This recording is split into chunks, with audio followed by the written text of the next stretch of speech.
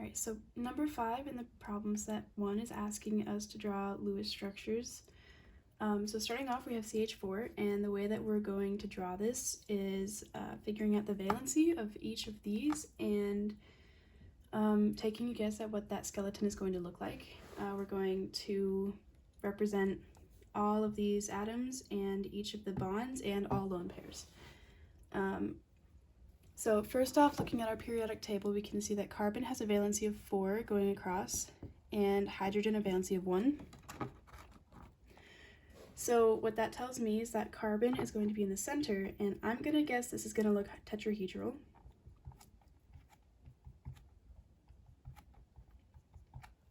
So I have this.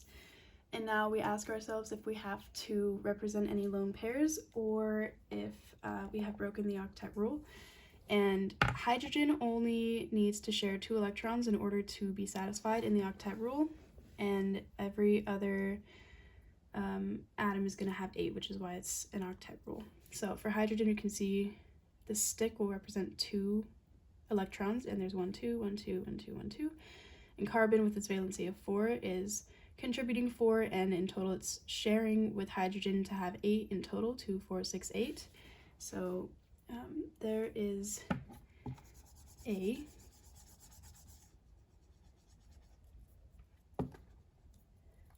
For B, that's going to be NH3. So again, we know that H has a valency of 1, and there are 3 of them.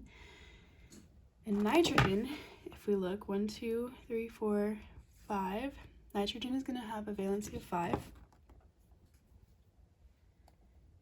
So since we only have 3 hydrogens, again, N is going to go in the middle. 1, 2, and 3. And so this is only 1, 2, and 3 valence electrons from nitrogen, and it needs to have 5. So there's going to be a lone pair right here. That's B.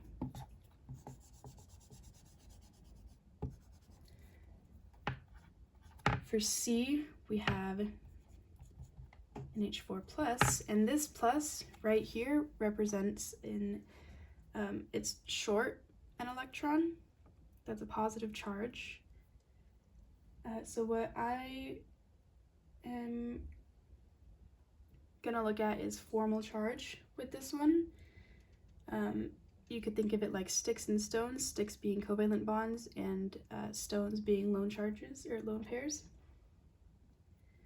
So this positive charge has to go on nitrogen. So we're going to put nitrogen in the middle, and there's 4 H's, so again with that tetrahedral structure. And this plus is going to go on the nitrogen, because in order for these hydrogens to be attached covalently to the nitrogen, they each have to be sharing with 2 electrons, which satisfies their octet. And then 1, 2, 3, and 4, and we know that nitrogen has a valency of 5, and that's where that plus comes in.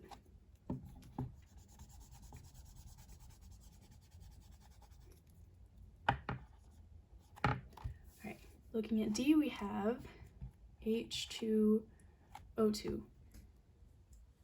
So usually what we do is we put the bigger atoms towards the middle. So what that's going to look like is O and O, and we know that when oxygen is bonded to 2 things, because if we see here, 1, 2, 3, 4, 5, and 6, oxygen has a valency of 6.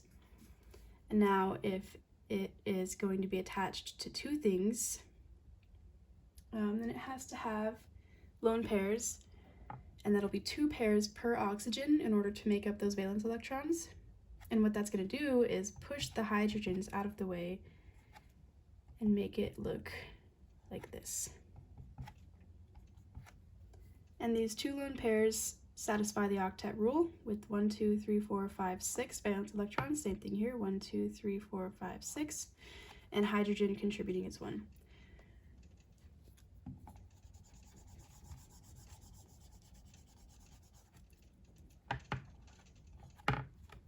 for letter E, we have HOCl. And so I'm going to put oxygen in the middll here. And I'm going to put Cl right next to that. Both of these are pretty big atoms. And then that H I'll put over here. So what we see with this oxygen is that it's bonded to two things, and what we just saw in the last example is that there's going to be two lone pairs, but instead of having them both on the same side, we're going to put them like this and have this be a linear molecule. And then chlorine, which is a new molecule, we can see has a valency of 7 over here, which means this, it's only contributing one valence electron. So 1, 2, 3, 4, 5, 6, 7. And this is what that molecule is going to look like. All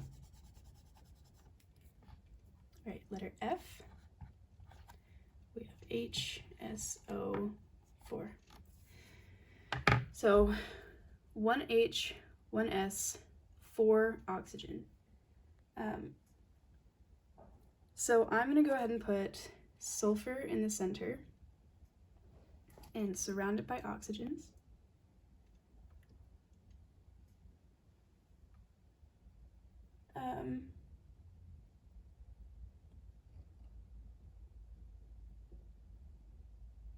And so that's going to look like this. But what we need to do for sulfur is we see that it has a valency of 6, just like oxygen. So what that's going to end up looking like, since this is 1, 2, and then it would be 3 and 4, we need to have 5 and 6 somewhere. So I'm going to have double bonds attaching to those oxygens. And up here, these oxygens have 1, 2, and it needs 3, 4, 5, 6. So there are those lone pairs to satisfy the valency and complete the octet. And then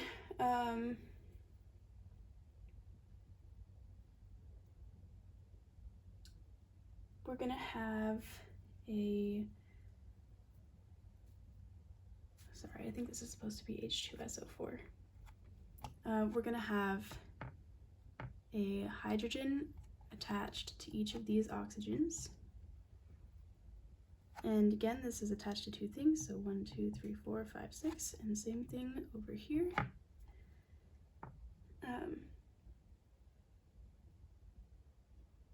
And if you notice, this sulfur here is violating the octet rule because it has 1, 2, 3, 4, 5, 6, 7, 8, and then 10 electrons.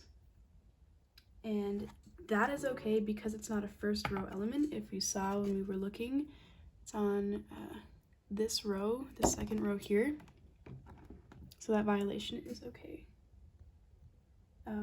That's because it has d orbitals to expand its octet. All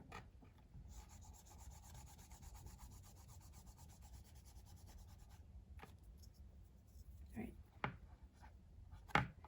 So for this one, we've got HCN.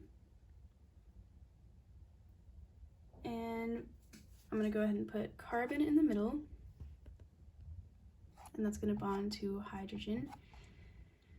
And again, carbon with its valency of 4 can't double bond to a hydrogen or anything more than a single bond because this hydrogen has its octet filled. So it has to triple bond with nitrogen. That way it's got 1, 2, 3, and 4 valence electrons that it's contributing, and 8 total to satisfy the octet rule. And nitrogen, like we talked about, has a valency of 5, so this will be 1, 2, 3, and then it will have one lone pair, making its valency complete. And none of these are violating the octet rule. All right, and our last example is going to be CO.